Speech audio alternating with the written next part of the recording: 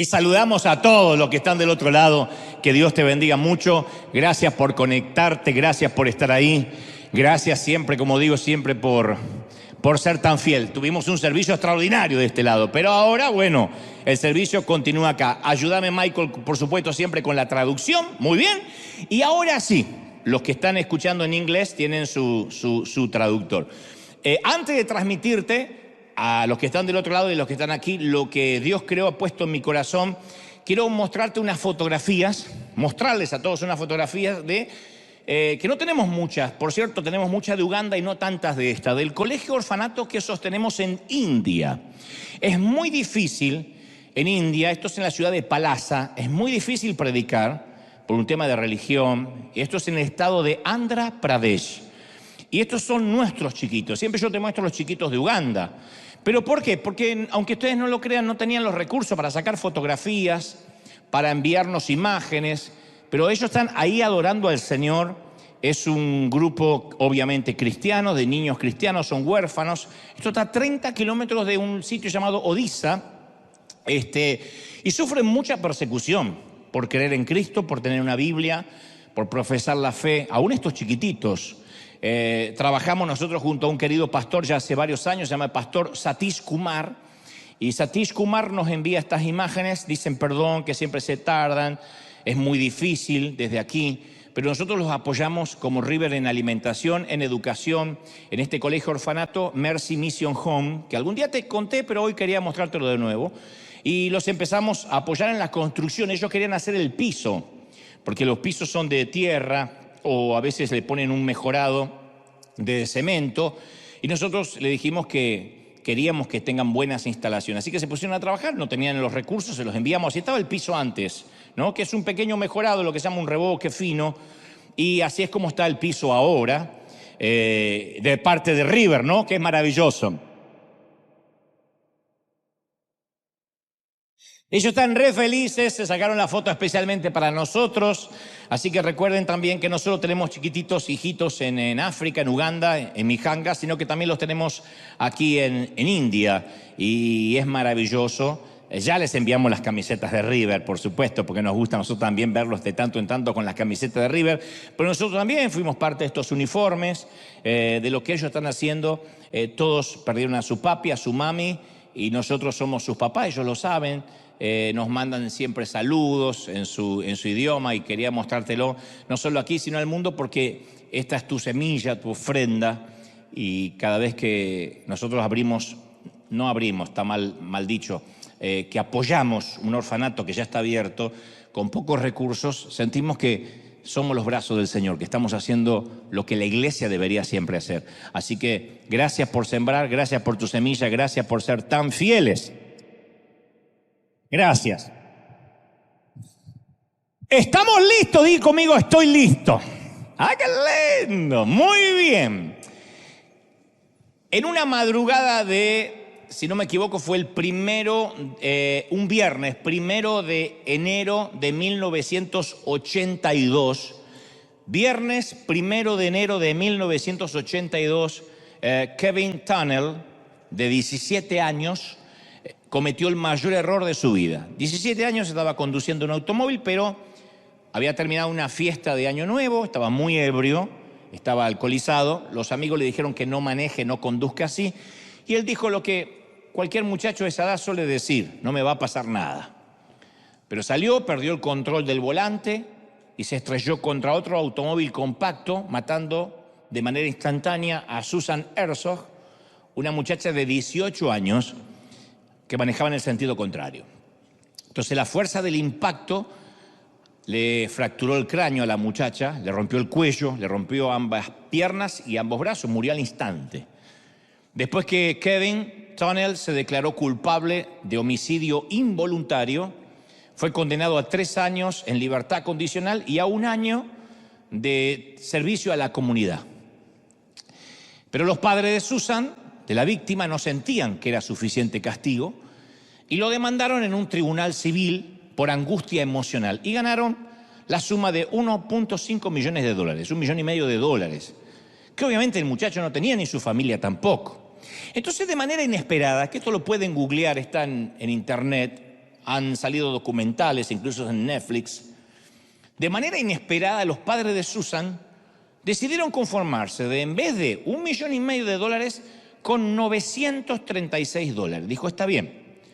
La negociación fue, en vez de $1,5 millones, $936, con una condición, que Kevin envíe un cheque de $1 cada viernes a nombre de Susan Herzog, la víctima, todos los viernes, insisto, durante los próximos 18 años, uno por cada año que Susan había estado viva. $1 todos los viernes durante 18 años. La restitución semanal continuó hasta el año 2000. Kevin relata que en un momento dejó de enviar los cheques porque el dolor era intenso, el remordimiento no se iba nunca. Él decía, hubiese querido pagar $1,5 millones si lo tuviera de una sola vez y olvidarme, pero tenía que hacerlo cada viernes durante 18 años. Kevin le ofreció en un momento 2 cajas de cheques completamente firmados, pagados hasta el año 2001, o sea, un año más de lo exigido. Le dijo, les quiero pagar todo, y ellos se negaron. Dijo, no es el dinero lo que buscamos, sino la penitencia. Y la madre le dijo al juez, queremos recibir un cheque cada viernes, a tiempo, o lo vamos a demandar por incumplimiento. De hecho, si después vemos bien la historia, vamos a ver que terminó él luego 30 días en la cárcel por incumplir ese cheque de los viernes de $1. Y uno dice, ¿y por qué no lo mandaba? Por el remordimiento. Hay un momento que se le hizo cuesta arriba al muchacho porque no se podía olvidar nunca. Y la mamá le dijo al juez, queremos que cada viernes Kevin recuerde lo que hizo, que sienta nuestro mismo dolor como familia cada semana. La muerte de Susan está con nosotros cada momento, no se va a ir nunca. Y cada vez que recibimos un cheque de Kevin, solo una cosa viene a nuestra mente: él tampoco se tiene que olvidar. Y la prensa tituló este extraño caso como el purgatorio personal de Kevin Tunnell. El castigo fue peor que si hubiese tenido que pagar el $1.5 millones o hubiese tenido que estar en la cárcel. 18 años enviando $1 cada viernes. A ver, nadie cuestiona el dolor de la familia. Pero a mí me preocupa algo. Mi pregunta es, ¿fueron suficientes 936 pagos? Cuando recibieron el pago final, ¿la familia de la víctima quedó en paz? ¿Se terminó el dolor en agosto del 2000, cuando recibieron el último cheque? ¿Fueron suficientes 18 años de restitución? ¿Alcanzaron 196 meses de remordimiento? 196 meses de remordimiento para Kevin. ¿Y si fuera nuestra hija? ¿Cuántos pagos exigiríamos? Tal vez como la muchacha de 18 años no hemos sido víctimas fatales de un accidente. Ella murió debido a alguien que bebió demasiado alcohol. Pero tal vez nosotros sentimos que una parte nuestra también murió debido a alguien no que bebió alcohol, sino que habló demasiado, que exigió demasiado, que descuidó demasiado, y alguien no satisfizo nuestras expectativas, promesas que no se cumplieron. Y es ahí cuando desenfundamos las pistolas verbales, se dispara una ráfaga de palabras que después nos arrepentimos o no, y de pronto nuestra vida cae bajo un manto negro de amargura, se oscurece nuestro mundo tal como lo conocíamos, arruina nuestra perspectiva, ya no tenemos visión de futuro, ni esperanza, nos asfixia la felicidad, ya no volvemos nunca a sonreír. Digo, no solo por un accidente en la ruta, que sería espantoso, sino por un divorcio, por una ruptura, por una decepción, algo que en una sola madrugada, en una sola noche, nos puede dejar un hoyo en el alma para siempre. Capaz que la herida es vieja, un padre que nos maltrató. Uno se hace adulto y cree que se olvida esas cosas. Uno dice, ya está, eran los viejos, hicieron lo que pudieron, pobres, ignorantes académicamente hablando, limitados, como en el caso de mi familia. Pero uno después de adulto se va dando cuenta de los rezagos que va llevando, el efecto inherente que eso tiene a través de los años. Una maestra que nos menospreció allá por segundo, tercer grado, y que esas palabras, aunque no las recordamos con exactitud, todavía duelen. Una pareja que nos traicionó, que habíamos apostado todo y de pronto nos dio la espalda y ahora estamos enojados. O quizá la herida es reciente. El amigo que nos debe dinero lo vimos pasar con un Tesla al condenado. Decimos, puede ser, pagame primero. O nuestros amigos hicieron una fiesta y nos enteramos que abrieron otro grupo de WhatsApp donde nosotros no estábamos para juntarse. Los hijos que criamos parecen haberse olvidado que existimos y no nos llaman ni para preguntarnos cómo estamos.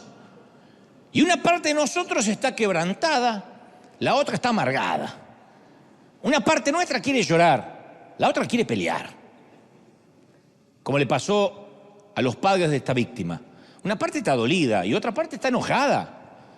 Es el fuego de la ira que arde, que consume, y las llamaradas se empiezan a lamer esa caldera humeante de la venganza. No se la va a llevar tan fácil.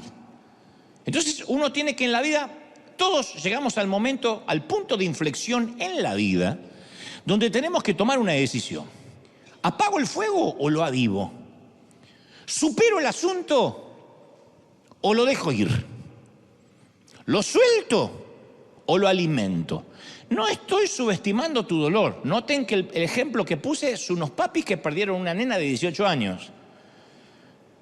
No estoy subestimando tu dolor. Digo, sea lo que sea que te haya dolido, profundo o superficial, tenemos que preguntarnos, ¿lo suelto o lo retengo? Resentimiento es resentir, como la palabra dice, sentir otra vez. Es permitir que el dolor que todos tenemos se convierta en odio. Resentimiento es atizar, alimentar, aventar el fuego. Es la decisión, cuando alguien tiene resentimiento, es la decisión deliberada de alguien de alimentar la ofensa hasta convertirlo en un rencor negro, peludo, gruñón, maloliente, pútrido, espantoso, que apesta.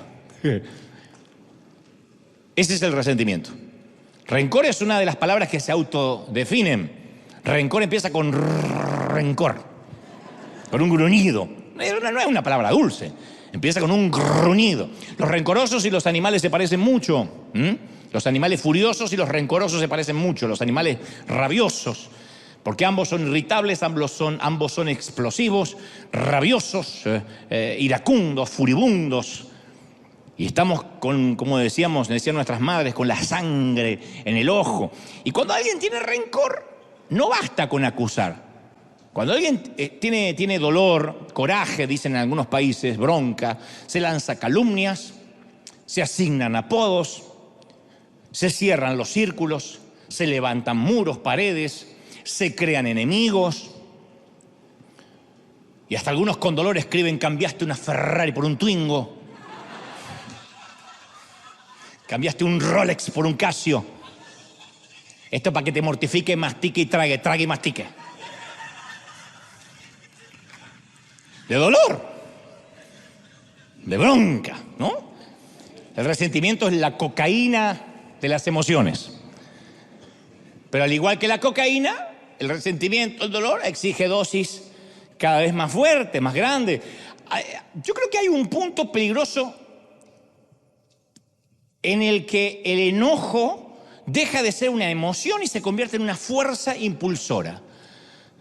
Puede ser una emoción, vamos a hablar de eso en un ratito. Una emoción que nos fue regalada por Dios, el enojo. Pero cuando es la fuerza lo que te hace levantar, nos hace levantar un lunes por la mañana. Lo que nos hace dar o nos da una razón de vida. Eso es lo peligroso, porque una persona que se aboca a la venganza, que se aboca a que el otro pague, se va alejando cada vez más de la posibilidad de perdonar, de condonar, de dar gracia. Eso explica por qué los amargados se viven quejando. Se quejan porque están amargados. Eso ayuda a explicar la existencia de los haters, de los odiadores en las redes. Ustedes dicen, ¿por qué de cada post que se sube siempre hay odiadores? Porque estos grupos de odio se alimentan su enojo mutuamente, lo necesitan. Y es por eso que los resentidos a veces parecen irrazonables, no resisten análisis, son adictos a la amargura, no quieren ceder su enojo, porque si lo hacen sería como ceder su razón para vivir. El amargado dice, si a mí me quitan la amargura, ¿qué hago todo el día? Me aburro. Quítale el fanatismo al racista y al xenófobo. ¿Qué le queda? Nada, si vive de eso, vive del racismo. mueve el resentimiento al legalista, que vive mirando cómo es la vida del otro, controlando si el otro peca, cómo se viste. Mueve el resentimiento y la vida le queda vacía. Le quitas el mirar perfiles ajenos y no sabe qué hacer. Y la cocaína puede matar al adicto y la ira también puede matar al airado. Los científicos han comprobado que existe una relación muy directa entre la ira crónica, el que vive amargado y vive enojado, con el colesterol alto, con las arritmias, con los problemas cardíacos, con la presión alta, con otros males mortales y otros que no son tan mortales como la hemorroides. Ustedes dirán, ¿y qué tiene que ver? Viene muchas veces, casi la mayoría de las veces, por amarguras, las úlceras. Los reflujos en el estómago. Todo viene por las amarguras, o la mayoría. Y también nos mata emocionalmente, porque eleva los niveles de ansiedad y nos pueden llevar a la depresión. La amargura puede hacer que nos quiera salir debajo de la manta. Y obviamente resulta espiritualmente fatal. Produce sequía, nos aleja de Dios, nos mata el alma. El odio es un perro rabioso que se vuelve contra su dueño. La amargura es un lazo que atrapa al propio cazador. Ahora, ¿todos sufrimos heridas? Todos, señores, todos. Mentira que el que es pastor no sufre heridas, que el que sirve a Dios no sufre heridas. No, lo que hay que decidir es, ¿cuántos pagos voy a pedir por la herida? ¿Cuántos cheques voy a exigir? Está bien, convengamos, tal vez no le pedimos al ofensor que gire cheques de $1 semanal, pero tenemos otra manera de resolver cuentas. El silencio, por ejemplo, método popular, el silencio, no le hablo nunca más. Es más, antes de bloquearlo le clavo el visto 3 semanas, para que sepa que estoy molesto. Tomar distancia también es eficaz.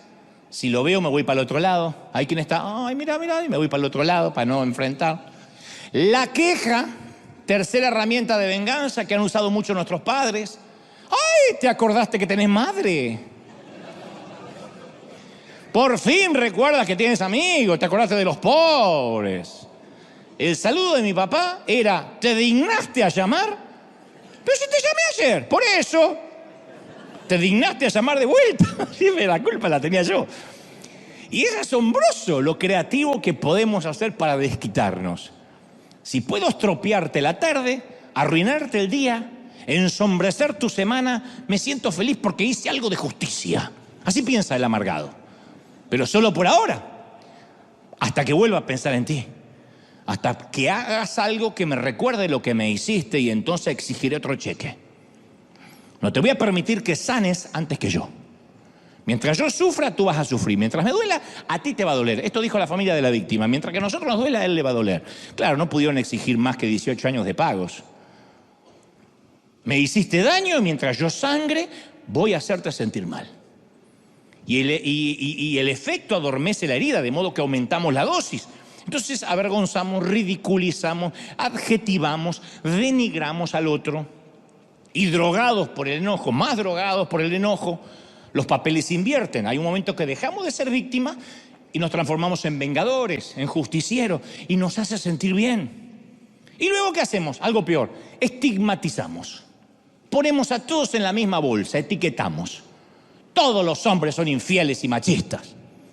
No, mi marido es fiel, es un infiel en pausa. No se le dio la oportunidad. ¿Por qué todos son iguales? Todos los pastores están detrás del dinero. Todo, lo único que le importa es el dinero. No, mi pastor no, todos. Ya va a mostrarle el hacha. Todas las mujeres hacen problemas por babosadas. Mi mujer no, ya te lo va a hacer. Estigmatizar.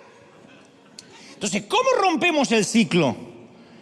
¿Cuántos pagos hay que exigir para sanarnos? Todos dedicamos parte de nuestro tiempo de la vida a cobrar. No me digan que no. Todos cobramos. ¿Alguien te debe algo? ¿Una excusa? Me hizo tal cosa, ni siquiera me explicó, ni siquiera dijo perdón. Bueno, te deben una excusa. ¿Sientes que te deben? ¿Una segunda oportunidad? ¿Una explicación?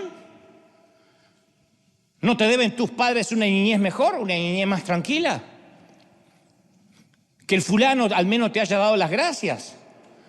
Nuestros padres nos debieron dar más afecto, debieron cuidarme más.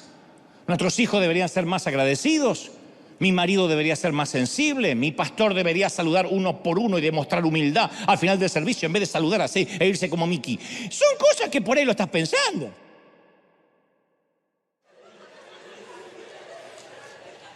¿Qué vas a hacer con los que te deben? Hay gente en el pasado que metió las manos en tu cartera y sacó lo que era tuyo. ¿Qué vas a hacer? Bueno, los oyentes de Jesús también querían la respuesta. Señor, ¿qué vamos a hacer? ¿Cuántos pagos? ¿Qué hacemos con mi padre que me abandonó siendo niño? ¿Qué hago con mi padre? ¿Qué? Voy, lo honro, le hago fiesta como si fuera un gran señor. ¿Qué de mi marido que me abandonó y me cambió por un modelo o una modelo más joven? Toda una vida juntos y un día se mandó a mudar con una mocosa de 20 y pico de años.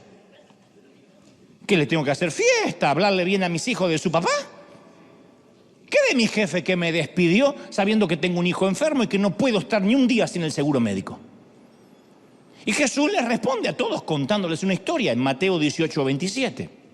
Porque Jesús siempre respondía con una historia de modo que todo el mundo podía comprender. Como decir, te lo voy a contar con manzanitas. Él dijo, bueno, el reino de los cielos es semejante a un rey que quiso hacer cuentas con cada uno de sus empleados, de sus siervos. Comenzó a hacer cuentas, le fue presentado uno que le debía 10.000 talentos, una millonada.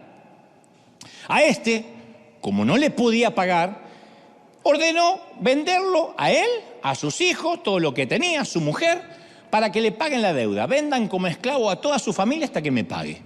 Y aquí aquel siervo postrado, dice la historia, le suplicaba, no me vendan. No me vendan a mi esposa ni a mis hijos, por favor ten paciencia conmigo, yo te lo voy a pagar todo.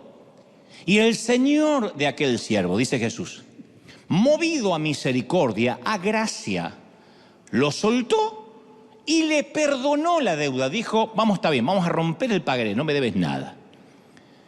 Este siervo tenía un problema serio en la historia de Jesús. Había acumulado una deuda de millones de dólares. Se podía pagar, no sé, $1.000 al día y le hubiese tardado 30 años. Imposible, porque primero no ganaba $1.000 diarios, no. Segundo, porque no podía esperarlo el jefe o el rey 30 años. Entonces su deuda era demasiado grande para sus posibilidades de pago. Y lo mismo ocurrió con nosotros. Por eso Jesús dice, el reino de los cielos es semejante a esta historia. Porque nuestra deuda de pecado fue más grande que nuestra capacidad para poder pagarla. No hay caminatas a la Virgen, no hay rezos, rosarios, pastores que te oren, rabinos, curas, que puedan hacer que paguemos el pecado. Entonces, cuando nos encontramos con Jesús, no necesitamos un salario ni un aumento, necesitamos una herencia. No necesitamos aprender a nadar, necesitamos un salvavidas. Y nuestro maestro llega y nos perdona una deuda incalculable. Según la historia, el tipo de la historia, según Jesús, rogó y dijo, Señor, ten paciencia conmigo, yo te lo voy a pagar todo. O sea que el rey le perdone la deuda, ni se le cruzó por la mente. ¿Cómo un rey le va a perdonar semejante deuda? Lo único que le dijo, dame tiempo, dame tiempo. Pero aun cuando ni siquiera suplicó gracia, la recibió. El tipo de la historia sale del salón del trono como un hombre libre de deudas. Pero en el fondo no lo terminó de creer, porque la historia de Jesús continúa. Ese empleadito, ese siervo al que se le perdonó la deuda, sale y halla a alguno de sus consiervos. O sea, él también tenía sus pequeños empleados.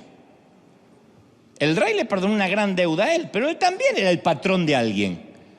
Y este empleadito de él le debía 100 denarios. 3 pesos. Y este desgraciado lo ahorcaba diciendo, págame lo que me debes. Entonces su consiervo, postrándose, le rogaba diciendo, lo mismo que hizo él hace un ratito con el rey. Por favor, ten paciencia conmigo, te lo voy a pagar todo. Mas él no quiso, el condenado. Se fue, lo echó en la cárcel hasta que pagara la deuda. Uno escucha esta historia y le hierve la sangre. Algo anda mal en esta historia. ¿Así se comporta un tipo al que le acaban de perdonar millones? ¿Ahogar a una persona que le debe unos pocos pesos? ¿Son esas las palabras de un hombre que lo acaban de declarar libre de deuda? Págame lo que me debes. Exige que pongan a su deudor en la cárcel hasta que le pague lo que le debe. ¡Qué bandido! ¡Qué tipo canalla! ¡Qué rastrero! Este sí merece que la profeta Paquita la empoderadora, rata de dos patas, te estoy hablando a ti, aunque un bicho rastrero, aun siendo el más maldito comparado contigo, se queda muy chiquito. Eso es para cantarle en el medio del corito de la historia, ¿o no? Porque no solo es mal agradecido, es irracional. ¿Cómo puede esperar que el hombre gane dinero estando preso? Te voy a meter preso hasta que me pague. ¿Y cómo hace dinero en la cárcel? Pero el odio no tiene sentido común. Jamás el odio tiene sentido común. Lo que sucedía es que este que lo ahorcaba al otro, en realidad todavía no se sentía perdonado del todo. De algún modo sentía el peso de la deuda, aunque el rey ya lo había perdonado. Odia a este hombre porque le recuerda su propia deuda. Eso se llama proyección, en términos más freudianos. Se llama proyectar en otro lo que todavía no resolví en mi interior. Por eso digo siempre, lo que más nos molesta de la otra persona es lo que más nos refleja a nosotros. Ese es el sentimiento que mueve al legalista y al fariseo, que no se sienten ellos perdonados. Entonces no pueden perdonar. En realidad el rey le perdonó su deuda, pero él nunca la aceptó de verdad. Nunca entendió la gracia del rey, si no, no sale y ahorca a otro. Sale agradecido de la vida diciendo, sí, ¿cómo no te voy a perdonar si me acaban de perdonar millones a mí? Ahora comprendo por qué el escritor a los Hebreos dice, mirad, no sea que alguno deje de alcanzar la gracia de Dios, que brotando alguna raíz de amargura les estorbe y por ella sean contaminados. En Hebreos 12:15. Cuidado que la amargura no te robe la gracia. Por eso Pablo lo insta a Timoteo, a su hijo espiritual, y le dice, por la gracia que es en Cristo Jesús, esfuérzate en esa gracia. Segunda Timoteo 2:1 dice, esfuérzate en la gracia. No le dice que se esfuerce en la oración, ni que se esfuerce en el estudio bíblico, ni en la benevolencia. Le dice, si pierdes algo que no sea la gracia, tu cónyuge rompe las promesas. Antes de responder, pregúntate, ¿cómo reacciona Dios cuando tú rompes las promesas que le haces a Dios cada bendito año? Te mintieron, y claro, el engaño duele. Pero antes de que contraiga los puños, ¿cómo respondió Dios cuando le mentiste tantas veces? Te olvidaron. Te dejaron atrás. El rechazo duele más incluso que la mentira. Pero antes de desquitarte, sé franco contigo mismo. ¿Alguna vez te olvidaste de Dios? ¿Cómo reacciona cuando lo descuidas? Cuando haces promesa del modo, Señor, voy a leer la Biblia todos los días, este año voy a orar todas las semanas, y después de 3, 4 días estás haciendo maratones de Netflix y te porta un cuerno en la promesa que le hiciste a Dios. ¿Cómo reacciona Dios?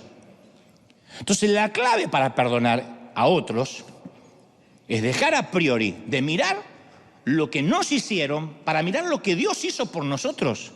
Esa es la clave. Además, ¿qué otra alternativa tenemos? Odio. Pedir un cheque semanal. La alternativa no es atractiva. Mirá lo que ocurre cuando uno no perdona. La historia de Jesús continúa. Cuando Jesús ve que el hombre que acaba de perdonar millones está ahorcando a su empleadito, enojado, lo entregó a los verdugos, no a la cárcel, a los verdugos, hasta que pagase todo lo que debiera. Mateo 18:34. Los verdugos eran torturadores. Lo torturan hasta que pague todos los millones que debe, porque lo acabo de perdonar, y sale y está ahorcando al otro. Los que no perdonan siempre terminan en prisión. Prisiones de ira, de culpa, de depresión. No tiene Dios que meternos en la cárcel, ¿eh? Nos metemos solitos, nos fabricamos una prisión propia. Job 21:23 afirma, hay quienes llegan a la muerte llenos de vigor, felices, tranquilos. Otros viven amargados, dice Job, mueren sin haber probado la felicidad.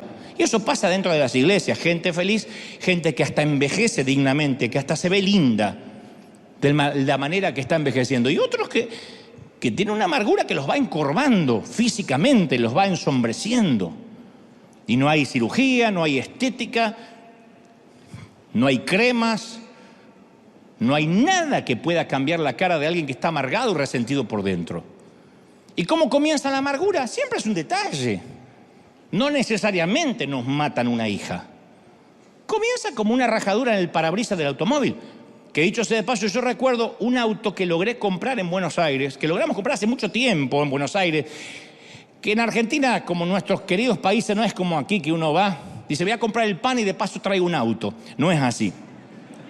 Allá hay que aplicar y te dice, este auto nos va a entrar, creo que si no es este año, el año que viene. Y uno va pagando y nunca ve el auto. Cuando te llega el auto no te acuerdas ni para qué lo querías, porque ya pasó tanto tiempo.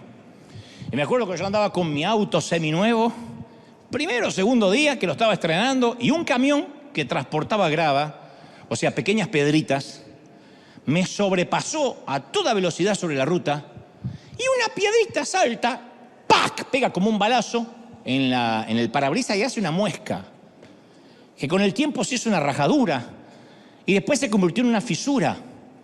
Y a las semanas el parabrisas era una telaraña de fragmentos. Cada vez que me subía me acordaba del baboso del camión. Nunca le vi la cara, jamás, pero yo te lo podía describir. Cada día le agregaba una cualidad extra. Digo, es un bruto, seguro que es un bruto, con panza cervecera. Infiel a su esposa, que tiene un amante en cada puerto. Un animal que cuando habla se come las S. Seguro se come las S. Que conduce escuchando cumbia. A todo lo que da. Y que en el Mundial quería que gane Francia. Y le iba agregando cosas. Cada vez que subía y veía mi parabrisas le agregaba cosas, pero baboso. No lo conocía y estaba amargado con el tipo. El odio nos amarga la perspectiva, nos rompe la espalda. La amargura es una carga demasiado pesada. Mi consejo siempre es, ya la vida es muy empinada, como para agregarle amargura. El corazón siempre termina rompiéndose por el peso.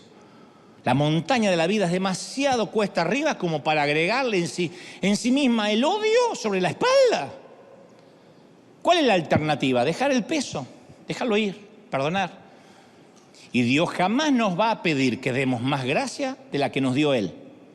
Nunca nos va a decir, perdona más de lo que yo te perdoné a ti.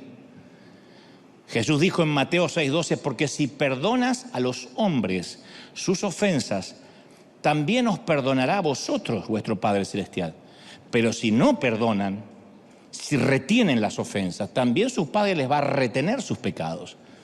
Entonces Jesús no pregunta acerca de la realidad de nuestras heridas. No hay duda que nos van a ofender. Vive lo suficiente y te van a herir. ¿Cómo no te van a herir? Y quienes más pueden herirte son los que tienen el poder para herirte, los que están más cerca. El otro día leía por ahí en Instagram algo que decía, enamorarse es darle un poder al otro.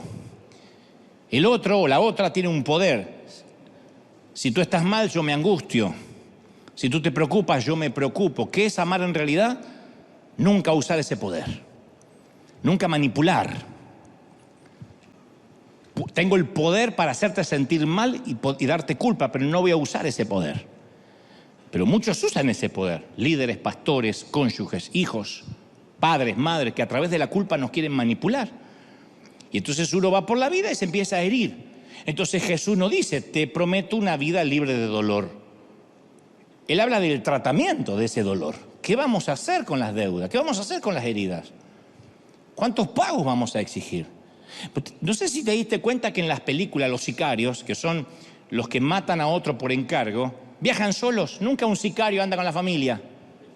Chicos, Joel, Jonathan, Nabucodonosor, vengan, vamos a matar a alguien y venimos.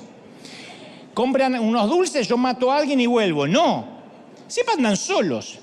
¿Por qué? Porque ¿quién quiere andar por ahí con un tipo que se gana la vida liquidando gente por encargo? ¿Quién quiere arriesgarse poniéndose a su lado? Yo he conocido a creyentes sicarios, llenos de resentimiento, llenos de rencor, que yo a veces digo, ay, espero nunca estar en su lista, espero que nunca esté en su... Y mejor dejarlo solo, reúnete con el sicario y podrías recibir una bala perdida. El ajuste de cuentas siempre es una ocupación que te deja solo. Y se paga un alto precio físico, ¿eh? La Biblia lo expresa mejor en Job 5:2, dice, al necio lo mata la ira. Al necio lo termina matando el enojo. Yo leía una historia de una mujer que llevaba colgado en su cuello una botellita y le pregunta a una amiga, ¿y eso qué es? Nitroglicerina. La próxima vez que mi suegra se me acerque e intente abrazarme, la nitroglicerina le va a explotar en la jeta. Había olvidado que a ella también le iba a explotar en el cuello. Entonces, cuando ajustamos cuenta, nosotros también salimos heridos. ¿Notaste que cuando describimos la persona que nos molestan decimos, ay, esta persona es un dolor de cabeza? ¡Y esta mujer es un dolor de cabeza!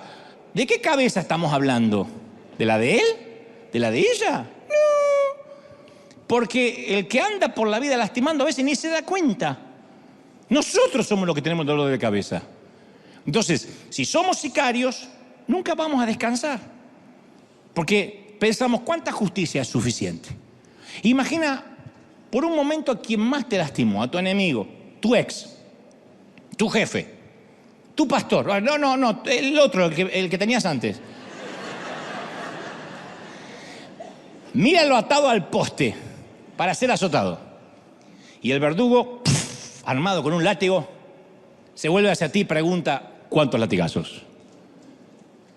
Y tú le dices la cantidad. El azote resuena, brota la sangre, salpica, el castigo se infligió. Y tu enemigo cae en tierra y te alejas. ¿Ahora estás feliz? ¿Te sientes mejor? ¿Estás en paz? Capaz que por un momento, pero van a venir otros recuerdos y van a necesitar un nuevo flagelo. Y la pregunta es, ¿cuándo vas a parar? ¿Parará cuando tomes en serio las palabras de Jesús? Perdona nuestras deudas, como también nosotros perdonamos a nuestros deudores. A mí me ha tocado hablar con gente que está en pareja y sin embargo todo el tiempo en su boca tiene la expareja. Y yo digo, ¿para qué gastaron tanto en divorcio? ¿Para qué gastaste tanto en dolor, en divorcio, en la manutención de los hijos, si vas a seguir en el alma casado con esa persona? Aguántatela, sufrilo, y ahorrate la plata del divorcio. Porque yo conozco gente que se divorciaron hace 20 años y viven hablando, no, lo que me hizo mi ex, pero yo quiero que pague y ahora sabe con quién está. Basta, que cambió el Rolex por un Casio. Ya está, déjalo que se vaya. Si vales tanto, más que 2 de 22, bueno, no hables nada. No hables nada, que se dé cuenta solito. Pero el resentimiento, ¿qué hace? Que el otro se entere. Y yo digo, qué falta de respeto para la nueva pareja, ¿no? ¿Se darán cuenta que hay 3 en la cama siempre? Y no es algo erótico ni lindo, ¿eh? ¿Se darán cuenta que el condenado está en el medio? ¿O la condenada? ¿Se darán cuenta que nunca dejaron de dormir con un cadáver? Eso es necrofilia espiritual. No terminan nunca de sacarse de encima el dolor, ya está. Entonces quiero dejar aquí un punto muy significativo, muy claro, porque Jesús dijo, si perdonan vuestras deudas, vuestro Padre os perdonará. El texto no indica que nos ganamos la gracia otorgando gracia. El otro día me quedé pensando en esto y digo, lo tengo que aclarar. Porque a primera vista parece que hay una especie de un trato triangular. Yo perdono y Dios me perdona. No, una lectura superficial sugiere que ganamos nuestro perdón ofreciendo perdón a otros. No, la misericordia no es un mérito que nos salva. Si fuera así, entraría en conflicto con el resto de la Escritura, porque si podemos obtener perdón perdonando a otros o mediante cualquier otra buena obra, ¿para qué necesitamos un Salvador? ¿Para qué Cristo vendría a morir en la cruz si la salvación me la gano perdonando gente? Si podemos pagar nuestros pecados a través de nuestra misericordia, ¿para qué Jesús murió por nuestros pecados? La salvación es un don gratuito.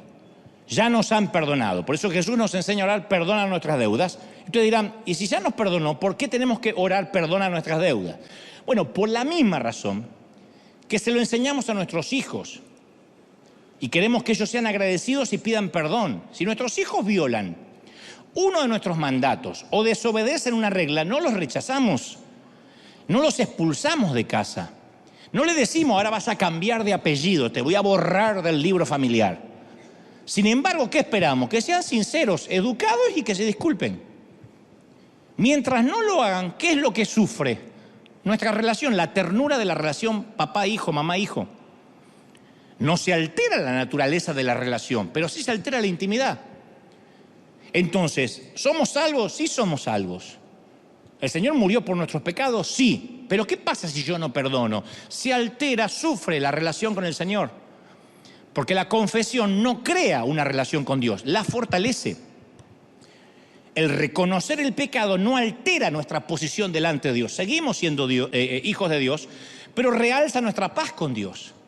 Entonces, cuando uno confiesa y dice, este es mi problema, no puedo perdonar, deja de discutir con Dios. Nos ponemos de acuerdo con Él acerca de lo que nos dolió. Entonces, si yo no confieso que algo me duele, eso me genera un desacuerdo con el Señor. ¿Podemos ser hijos de Dios? Sí, pero podemos no hablar nunca con Dios. Hay gente que es hijo de Dios y no ora nunca. La amargura no le deja orar, le es estorbo en la oración. Su calidad de vida espiritual ha disminuido. ¿Nos ama el Señor? Sí, pero hasta que no reconozcamos lo que hemos hecho, va a haber tensión en la casa, en la relación. De la misma manera que el pecado confesado trae gozo, trae alegría, el pecado oculto trae resentimiento, trae dolor. Cuando uno reconoce la que metió la pata, no hay nada más lindo para el otro otorgarte perdón. Como ese alumno que borronea toda la hoja y le dice al profesor, maestro, yo me salí de las líneas, como lo hemos hecho alguna vez en primero o segundo grado de la primaria. Me salí de las líneas, ¿puedo hacerlo de nuevo en una hoja limpia? Claro, dice el profesor. Y entonces el alumno recibe una segunda oportunidad. Pero luego el compañerito de ese alumno le pide una hoja, dice, yo también, ¿me prestas una hoja que no tengo? Y teniendo un montón, se la niega. ¡Pum! Cierra la carpeta. Tenía muchas, pero no le quiso prestar. ¿Quién puede culpar al profesor si dijera, te voy a tratar con la misma bondad que usaste con tu compañero? No dejas de ser mi alumno. No te voy a expulsar de la clase. Pero la próxima vez que me pidas hacerlo de nuevo en una hoja, no te la voy a dar. Porque el compañerito te pidió o no se lo diste. ¿No hacemos eso con los hijos? Esa es la esencia del versículo. Perdona nuestras deudas como perdonamos a nuestros deudores. No me pidas gracia si no das gracia, si nunca das misericordia. Cuando uno ora así, le está diciendo, Señor, trátame como yo trato a mi prójimo. Es duro eso, es fuerte. ¿Hay conciencia de lo que le estamos diciendo a Dios? Trátame como yo trato al resto. Dame lo mismo que yo doy. Porque esa es la oración del Padre Nuestro. Dame lo mismo que yo doy. Si me das lo mismo que yo doy, voy a estar 10 puntos, Señor. Concédeme la misma paz que le doy al resto de mi familia. Lo único que te pido, déjame disfrutar la tolerancia que yo otorgo a quienes me rodean. Dios nos va a tratar de la misma manera que tratamos a los demás, como todo padre. Un hijo nos pide, por favor, me das otro plato más de lo que sea, y se lo damos, y el hermanito le pide y dice, nos da bronca, decimos, no te doy más. En Lucas 6:37 Jesús dijo, no juzguéis a nadie para que no seas juzgado. No condenéis a nadie y Dios no te va a condenar. Perdonad, Dios te va a perdonar. Dad a otros y Dios te va a dar. Llenar vuestra bolsa con una medida apretada, sacudida, repleta. Dios te va a medir con la misma vara que mides a los demás. Más clarito, manzanita. Es como que Dios me manda al supermercado a comprarle mercaderías para mi vecino. Y me dice, Dante, todo lo que tomes para tu vecino va a quedar para ti también. Porque todo lo que vas a dar vas a recibir. Lo que le vayas a comprar en el mercado a tu vecino, otra porción va a ir para ti, gratis. Entonces el sistema es simple. Como a mí me gusta el asado argentino, le compro una tira de buen asado argentino de costilla más un vacío, que es otro corte, al vecino de al lado, que es un indio buena onda. No es un hindú es una religión, si nació en India es indio, entonces es un indio buena onda, siempre me saluda y nos saludamos, así que le compro un buen asado y le digo que lo riegue bien el asado, porque el asado seco cae mal, tiene que ser un vino Malbec argentino, así que busco un vino Malbec argentino. Pero supongamos que le tengo bronca al chinito de enfrente, porque nunca me saluda. Así que ahora me toca comprarle para el chinito. Y loco, le compro un asado. Paso de largo por el asado, paso de largo por el Malbec, le compro un paquete de arroz barato y sardina. Voy a la sección de la panadería, le compro una barra de pan viejo, duro, que tiene algunos puntos verdes en la orilla. Que el chino agradezca que al menos le compro algo. Le dejo la bolsa enfrente de la puerta al chino, me voy a casa a comer algo, abro mi despensa y adivina qué encuentro. Mi despensa está llena de lo que le di al chino. Hay arroz barato, hay sardina, pan con puntos verdes. Recibimos lo que damos. Y algunos han estado comiendo arroz barato. La dieta no va a cambiar hasta que cambies. Y tú ves a otros cristianos disfrutar la vida y son felices. Y tú estás atascado en el arroz barato, la sardina y el pan mozo. Y dices, ¿por qué a mí Dios no me bendice? Porque es lo que compras para el otro. Cambia la compra y vas a cambiar la dieta. Por eso uno se dice, ¿pero por qué vivo amargado? Bueno, capaz que ahora lo sepa. ¿No será que Dios te está dando exactamente lo que le estás dando a alguien? ¿No te gustaría cambiar el menú de la vida? ¿No te gustaría tener paz? ¿Cuánta gente dice, lo único que quiero es paz? Entonces, genera paz al resto de la familia. Regálale paz. ¿Por qué haces la guerra y proclamas paz? Otros dicen, yo quiero disfrutar la generosidad de Dios. Estoy harto de pagar siempre el mínimo de las tarjetas y estar endeudado hasta acá. Bueno, ¿por qué no dejas que los demás gocen de tu generosidad? Y no me diga no tengo para dar, porque es al revés. No tienes porque no das. No es que no das porque no tienes. Sé generoso con lo que tienes. Para decirle, Señor, ¿viste cómo yo fui generoso con lo poco que tengo? Dame la misma generosidad que yo doy. ¿Quieres tener la seguridad que Dios te perdona? Bueno, ya sabes lo que tienes que hacer. ¿Qué vas a comer? ¿Asado argentino o sardinas en lata? Depende de ti. Uno decide lo que comer. Uno da lo que tiene. No puede dar otra cosa. Dicho esto, vayamos a la fuente del enojo. ¿Qué es lo que nos enoja? Porque el enojo en sí no es pecado, te lo adelanté hace unos momentos. Es una emoción que fue ideada por Dios, no la regaló Satanás. Por eso la Biblia dice, airaos, pero no pequéis. Efesios 4:26. Vamos a ver mucho a Jesús enojado en su ministerio en la tierra. En un momento entró como una tromba al templo y dio vuelta a las mesas de los cambistas y los usureros. Estaba muy enojado. Y cuando le hablaba a los fariseos, hablaba muy enojado. O sea, el enojo no es un pecado, pero nos puede llevar a pecar. Puede que el enojo nunca nos lleve a derramar sangre, pero nos hace susceptibles, irritables, iracundos, nos pone a la defensiva. A mí me viene a la mente la primera vez que la palabra enojo aparece en la Biblia.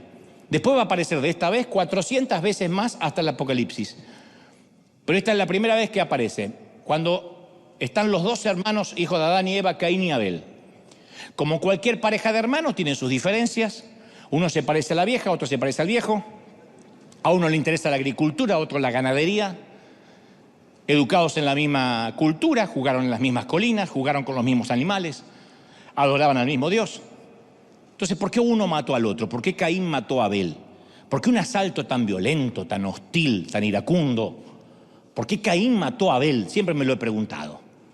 Génesis 4:5 dice, y Caín se enfureció, tan enojado que fue capaz de matar. Ustedes dirán, ¿quién puede enojarse y es capaz de matar? Visiten las cárceles y van a ver la cantidad de gente que tiene perpetua por 30 segundos de enojo.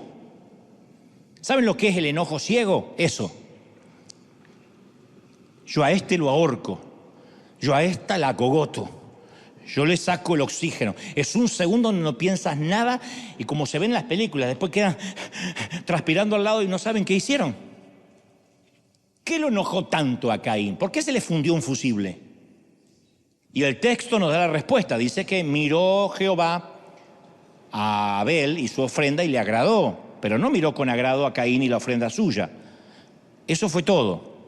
Dios no lo dejó, no dejó de amarlo, no dejó de ser su padre, solo que le agradó la ofrenda de Abel y no le agradó la ofrenda de Caín. Como cualquier padre que le agrada como un hijo arregla el cuarto y como el otro es un tiradero, y a este le agrada y el otro no. Pero Caín se ensañó en gran manera y decayó su semblante. Génesis 4:4, se le cayó el semblante. Cuando uno se enoja, es como el dolor de pie. Te aprieta el zapato y es el único dolor, aparte de la amargura, que se refleja en la jeta. Siempre. Cuando ves a una mujer que está, o es estreñimiento de vientre, aguanta gases, o son los zapatos. Y si no hay ninguna de las tres cosas, es amargura. Entonces se le cae el semblante, se le cae el semblante. El enojo provino del rechazo, de lo que él pensó que era el rechazo de Dios. El enojo y el rechazo están en la misma oración. Dios le dice en su momento a Miriam, la hermana de Moisés, y a Aarón: yo tengo un trato especial con Moisés, ¿y a ustedes qué? Y a veces creemos, Dios nos tiene que tratar a todos iguales. No, yo soy Dios, y hay gente con la que Dios tiene un trato y un favor especial. ¿Y qué? Dios le paga al de la 1/10 hora lo mismo que el de la primera. ¿Quiénes somos nosotros para decir, pero por qué él? ¿Por qué José tiene una túnica de colores? Esta es otra de las historias que aparecen en la Biblia. Los hijos de Jacob fueron rechazados por su padre. Jacob mimaba a José y descuidó a los otros. ¿Cuál fue el resultado? Y viendo los hermanos de José que su padre amaba más a José que a sus hermanos, lo aborrecían y no podían hablarle pacíficamente. Se cortó el diálogo. Bueno, multiplica ese sentimiento por 1000 en un adolescente que ve que su padre lo abandona, en una esposa traicionada. Nos sentimos heridos, estamos enojados y nos acaloramos. El enojo es el mecanismo de defensa, la manera que tenemos para sobrevivir. Pero a veces del enojo se transforma en el odio y el resentimiento. El enojo está bien, pero cuando se transforma en pecado es el problema. Un adolescente oye la perorata de su mamá todos los días, porque su mamá es esas mamás que piden paz, pero nunca regalan paz. Ella es Putin. Vendría a ser la hija de Putin. Suena insulto, pero es la hija del presidente. Y ella todo el tiempo está invadiendo Ucrania, pero pide paz. Entonces lo agarra al hijo y siempre malas notas, y siempre llegas tarde a casa, y tu cuarto hecho un desastre. Nunca le dice algo positivo. Cada acusación es un golpe del pecho al chico. Una y otra vez, hasta que en un momento el pibe, el muchacho, el chamaco, siente que entre su madre y él hay una grieta irreparable. Su primera reacción va a ser el silencio, acompañado de vergüenza. En algún momento él va a cruzar una línea. Es una técnica de supervivencia. El chico va a devolver los golpes y va a decir, te odio, odio vivir acá. Y entra en una rebeldía peor, no va a mejorar atacándolo. ¿Qué pasa con el inmigrante que casi no habla inglés, no tiene documento y tiene que salir a ganarse el pan todos los días para sostener su familia? ¿Cuántas veces se lo puede poner a prueba al tipo a causa de su acento, ignorándolo por su color de piel, antes de que intente golpear a alguien? El rechazo es inherente al enojo.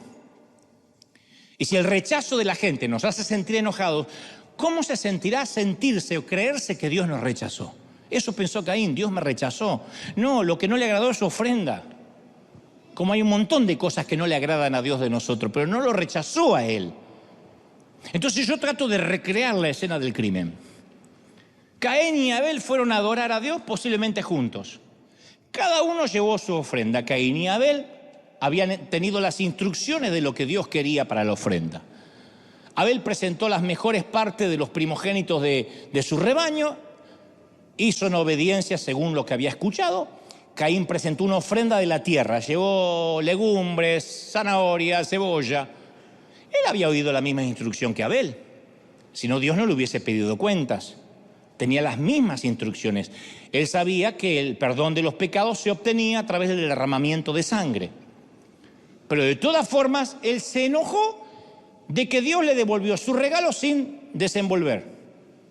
Que Dios devolvió su sacrificio sin abrir. Y le pregunta a Dios, ¿por qué estás enojado, cabezón? ¿Por qué estás triste? Y en este punto de la historia, Caín no había pecado. Estar enojado no está mal. Pero sucedió que estando juntos en el campo, Caín y Abel, Caín se levantó contra el hermano y lo mató. Lo liquidó de un golpe. Pienso que una piedra le partió el cráneo. Caín pensó, yo no me siento amado por Dios, me siento rechazado, voy a matar a mi hermano. Los rechazos vienen también en el paquete del viaje de la vida. El mundo está lleno de ceños fruncidos. Nos van a echar a un lado, nos van a dejar caer, nos van a herir, nos van a pegar patadas. Yo pensé que como yo era un predicador, un muchachito de 19 años, la iglesia entera, los ministros se iban a alegrar de que Dios empezara a usar a la juventud. Me rechazaron gran parte de la vida. No sabés lo que tuve que luchar para no ser un amargado hoy. Pues yo tenía todo el derecho a ser un amargado. Y hoy estar mirando la cámara y la gente diciendo ustedes que están en pecado, van al infierno y van a y el Señor le va a meter un tridente en la panza. Yo tendría que estar así. Como esa cantidad de amargados que le encanta condenar unos cuantos cada domingo. Pero yo luchaba para que mi corazón no se contaminara. Pero no podía evitar que me rechacen. Pero podía evitar que los rechazos me convirtieran en asesino, en sicario. Yo no quería ser un sicario. No quería andar por la vida matando gente porque a mí me habían matado. Yo escuchaba a un predicador que contaba que su ministerio le traía tanta tensión en la vida que lo hacía explotar de enojo a diario. Y un día contaba en un grupo de pastores, decía, era tanta la presión que yo vivía enojado y llegaba a casa que explotaba. Y su hija, que escuchaba la conferencia ya adulta, le dice, papá, yo no recuerdo haberte visto enojado nunca en ese tiempo, yo era una niña. Y el papá le dice, no sé si te acordás, hija, del árbol que estaba en el camino de la entrada entre la puerta y la casa. ¿Recordás que era muy alto y que después iba perdiendo varias ramas y al final quedaba un muñón? Fui yo le pegaba en mis arranques de ira antes de entrar. Le pegué con un hacha, lo agarré a patadas. Nunca quería entrar a la casa lleno de rabia, así que siempre primero dejaba mi enojo y mi ira en el árbol. Cuando escuché la historia digo, eso es lo que deberíamos hacer. Pero en vez de castigar un árbol en el patio con nuestro enojo, deberíamos hacerlo en el árbol que está en la colina, dejar nuestro enojo en el árbol del Calvario, y si otros nos rechazan, irnos a sacar el enojo ahí, arrodillarnos y decir, Señor, tú sí me aceptas, tú sí me amas, ¿no? Quitarnos todo el dolor.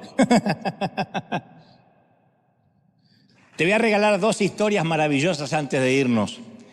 Son 2 de mis historias favoritas y son 2 buenas historias para terminar. Las primeras veces, hace muchos años, cuando yo hablaba del perdón, en un viejo mensaje que tenía que se llamaba Cristianos de burbuja, que era a propósito de un niño que vivía dentro de una membrana plástica, de una burbuja de oxígeno, porque tenía enfermedades autoinmunes y no podía contaminarse con el oxígeno que todos respiramos, de manera que tenían que drenar para él, especialmente su microclima.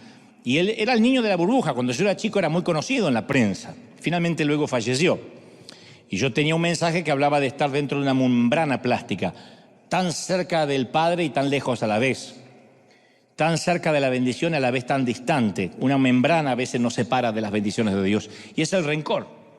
Entonces estas historias vienen bien para cerrar el mensaje de lo que creo Dios puso en mi corazón para hoy. Durante la Segunda Guerra Mundial, un soldado alemán se lanzó a un cráter de mortero fuera del camino y encontró un enemigo herido.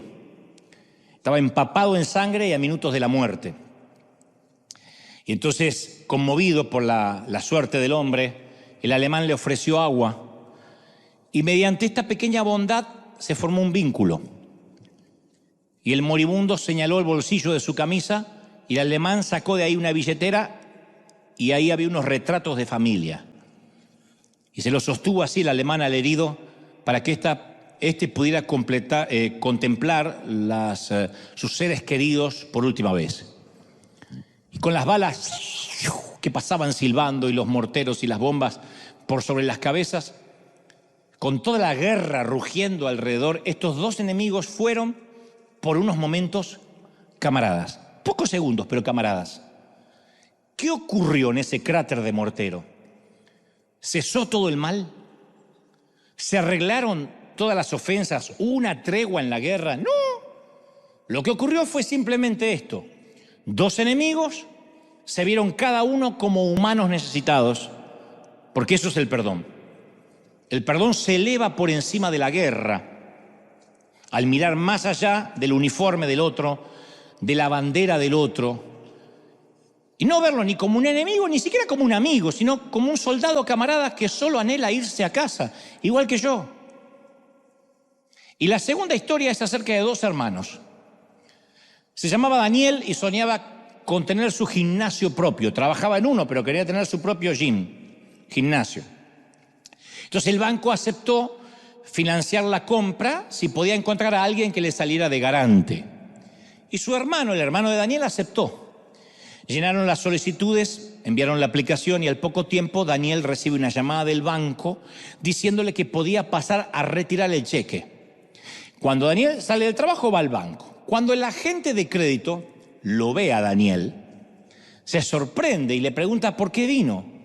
Le dice, vengo a buscar el cheque, recibí un llamado de aquí. Dice, no, qué extraño, respondió el banquero. Su hermano pasó más temprano. Retiró el dinero y lo usó para cancelar la hipoteca de su casa.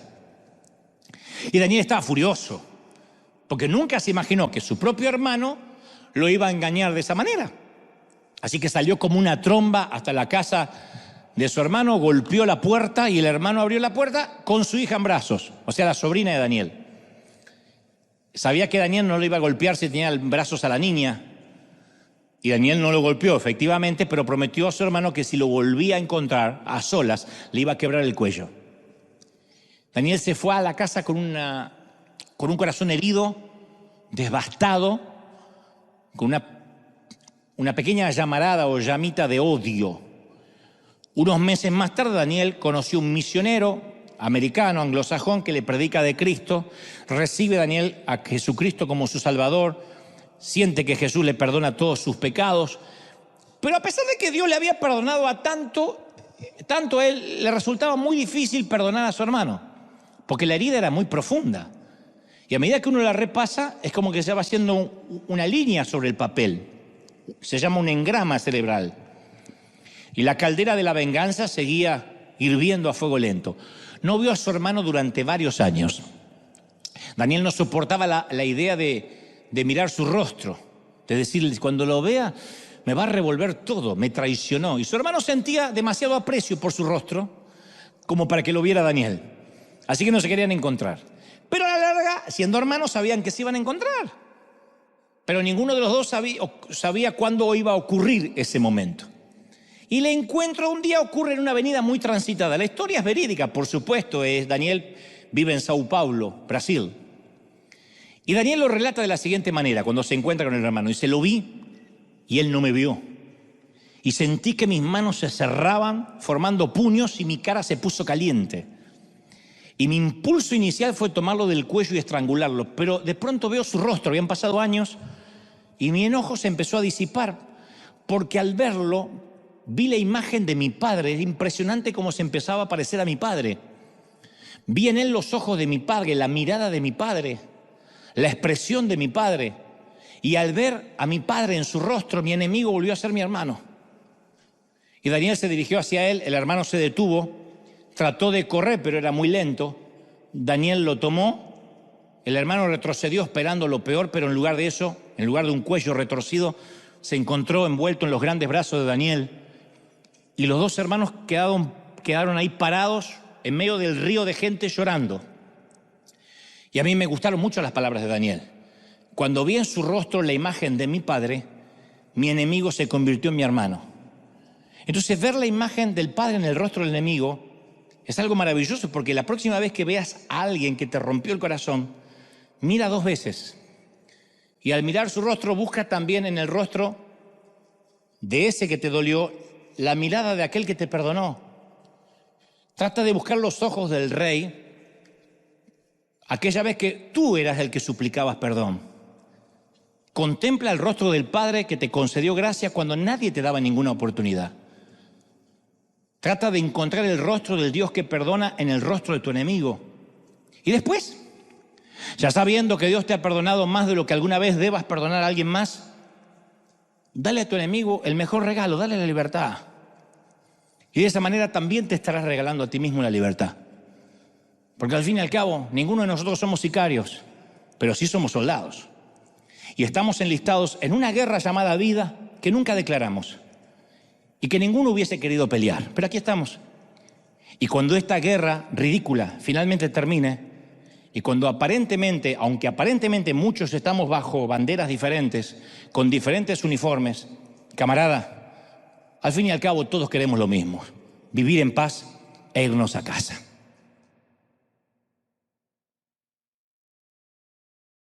Vamos, soldados. Vamos, batallón del ejército de Dios. Dale un aplauso al Rey Grande para que se escuche en casa de que en River algo está pasando, que se ha soltado paz, que se ha soltado bendición, benignidad, paz. Dale un aplauso grande al Rey. ¡Aleluya! ¡Bendito eres! No, alguien tiene que aplaudir más que eso.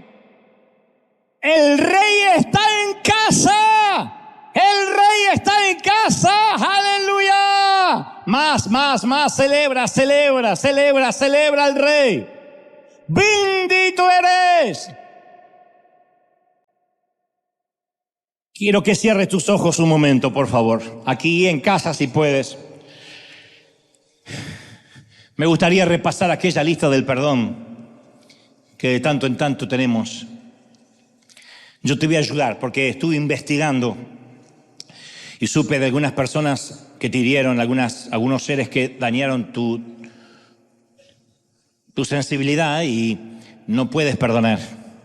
Entonces yo te voy a hacer una pequeña lista del perdón para ayudarte y para que juntos hoy otorguemos la libertad a alguien. Abramos las puertas de las prisiones, pero no lo hacemos por ellos solamente, sino por nosotros. Son camaradas. Quiero que te metas en el mortero, en el cráter, de un mortero. Veas a tu enemigo, tiene otro uniforme, pelea bajo otra bandera, pero es un ser humano que se está yendo y quiere irse a casa con lo suyo, tiene hijos, tiene familia. Tienes que liberarlo hoy. Así que en primer lugar quiero que perdones a Dios el Padre. Escrituralmente Dios no necesita nuestro perdón, ya lo sé, Él es justo, Él es perfecto, pero a lo mejor como Caín sientes que Él te dejó caer.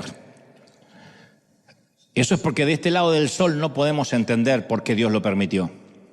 No obstante, nos llenamos de amargura. Al no entender nos llena de amargura, perdemos el control. Y quiero que perdones a Dios por aquella vez que tú pediste oración para que Dios sanara a un ser querido y parece que Dios no intervino. Por aquella vez que en la sala de terapia del hospital rogaste por un milagro y el milagro no llegó. Y luego allí, junto al panteón, arrojando un puñado de tierra sobre el ataúd, le preguntabas al Señor: ¿por qué tú? ¿Por qué no te escuchó? Y a partir de ahí cerraste tu corazón hacia el Padre. Y cuando hoy escuchas que alguien dice: Dios sana, Dios trae libertad y sanidad, por su llaga fuimos sanados, tú desconfías, tú dices: no es tan así. No lo hizo conmigo cuando lo necesitaba. O tal vez has sentido que Él pudo haber intervenido cuando abusaban y eras un niño sin defenderte y has cerrado tu corazón para Dios y has dicho: Señor, ya no confío en los hombres, no confío en nadie que se me acerque, todos quieren robarme algo de lo que yo soy. Pero todo eso nace con el haberse sentido que Dios te dejó caer y ese crack en los huesos y en el alma te fracturó hasta la fecha. Y vas por la vida con el espíritu amputado. Y como dijo alguien, no hay prótesis para eso. Tienes que dejarlo. Dile: Señor, aunque no entienda, aunque hay cosas que voy a entender allá en la eternidad, yo hoy quiero arreglar mi relación contigo. Se ha dañado nuestra intimidad. La ternura de nuestra relación se ha disipado. En segundo lugar, quiero que perdonemos a nuestros padres, sea que estén vivos, hayan muerto, los hayamos conocido o no. Algunos hicieron lo que podían, otros adrede nos lastimaron, pero aún así dile: Señor, yo los quiero dejar ir.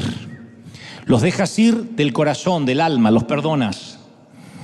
No tratas de comprenderlo, deja de preguntar si corresponde honrarlos o no. Se trata de tu salud. Permite que la presión se nivele a lugares normales en tu corazón. Permite que el corazón vuelva a latir como debe. Suelta todo resentimiento contra los padres. Señor, pedimos la fuerza para poder perdonar a nuestros progenitores. Los soltamos. Algún maestro, algún profesor que nos marcó con unas palabras, vamos a perdonar también esta mañana. Perdona a un maestro, perdona a un líder, perdona a aquel pastor que no dispensó confianza, al hombre de Dios que tú tanto amabas y de pronto él te falló como todo hombre te falló o mujer. Dile, Señor, yo lo suelto. Ya no más. Ya no habrá más dolor, ya no más. Perdona a un cónyuge, a una expareja, a alguien que jugó con tus sentimientos, o así lo sientes, y de pronto tu corazón se derrumbó como castillo de naipes y hoy no puedes resarcirte y dices, se llevó una parte de mí. Vamos, libérate. Que sea la última vez que hablas de tu ex en términos de resentimiento. Suéltalo, suéltala, déjala ir, déjala que vuele. Déjalo, suéltalo. Dile, Señor, yo sé que este es propósito para que yo pueda ser libre. Soy soldado, no sicario, no he de matar a nadie por encargo. Vamos a perdonar a nuestros hijos por aquellas faltas de sensibilidad, por las veces que nos dan la espalda, por las veces que no demuestran ni nos regalan ese amor que nosotros le dimos, que no es proporcional a lo que invertimos en ello, pero el Señor dice, no son tuyos, son prestados. Cuando eran niñitos te los tuve, te los di, pero ahora déjalos ir. Suéltalos.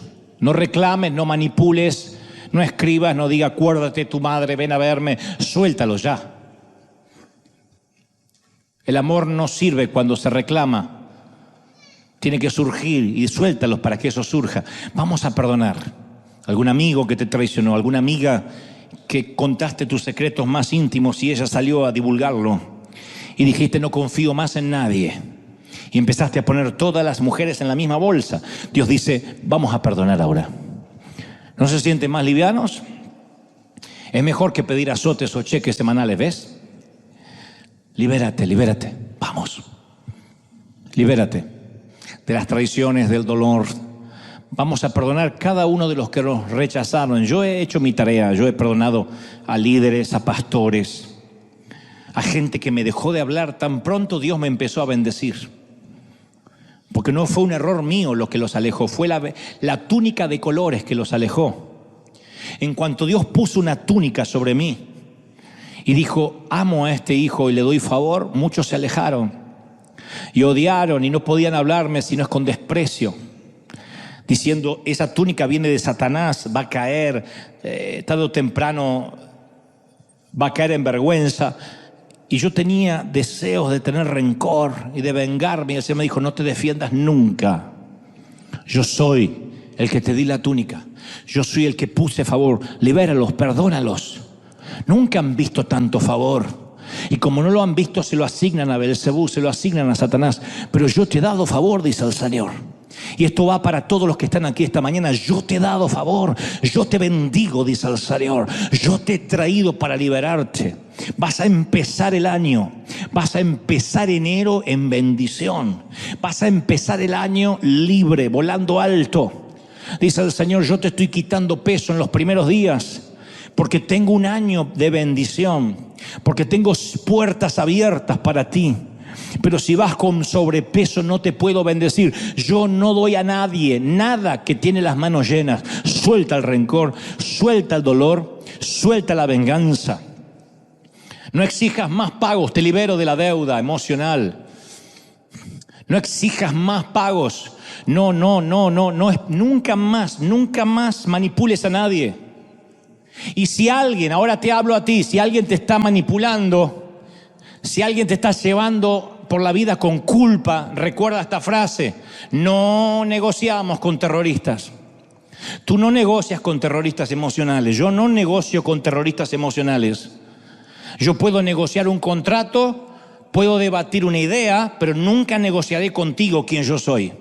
Yo no negociaré mi identidad contigo. Yo sé quién soy en Dios, yo sé quién soy en Él, y eso no está en debate. Así que no negocio con terroristas emocionales ni con terroristas que llegan a nuestra vida para llevar culpa. Dile, quita la culpa, quita a los terroristas emocionales, libérate de los que te reclaman, de los que te dicen, yo estaba contigo cuando no eras nadie, yo te ayudé, yo te presté, yo te di hace años. Bueno, se terminó. No puedes vivir toda la vida pagando hipotecas emocionales a la gente.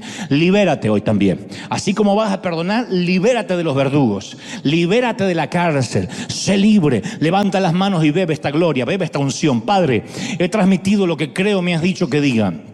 He hablado a tu ejército, a estos tus soldados. Estamos bajo distintas banderas en cuanto a raza, etnia, crianzas y culturas. Pero estamos siguiendo una misma batalla, un mismo objetivo. Y somos camaradas, bautistas, pentecostales, ortodoxos, liberales, testigos de Jehová, católicos. No sé, yo no soy quien para decidir quién irá al cielo y quién no. Pero yo estoy convencido, Señor, que no todos los que te digan Señor, Señor entrarán en el reino de los cielos, y que no todos los que creemos que estarán fuera estarán necesariamente afuera. Así que, sin ánimo de juzgar, yo, Señor, bendigo a los que eran mis enemigos, los hago mis amigos, mis camaradas. Veo el rostro de mi padre, mi hermano, y otra vez mi enemigo vuelve a ser mi hermano. Veo el rostro de Dios en mi querido hermano, en quien me hirió, en quien me lo dio, en quien me lastimó. Bendigo, vamos, esta gloria, esta unción, esta presencia. Estoy orando para que de aquí salga al norte, al sur, al este, al oeste. Impresionante, que la gloria de Dios no se detenga. Presencia del Espíritu sopla. Padre, más gloria, más unción. Derrama tu gloria hasta que sobreabunde, hasta que sobre. Presencia del Espíritu sopla. Doble porción de tu Espíritu. Venga tu reino, venga tu voluntad. Y desde River impartimos paz a las naciones, a los continentes. Impartimos paz a los países, lo creemos, lo declaramos. Bendigo, Señor Jesús, a esta tu congregación y a los que están en casa. La entrada, la salida, el acostarte y el levantarse de cada quien. ¿Cómo te ama el Señor? ¿Cómo no te va a amar si te tiene esculpido y esculpido en sus manos? Te tiene tatuado en sus muñecas.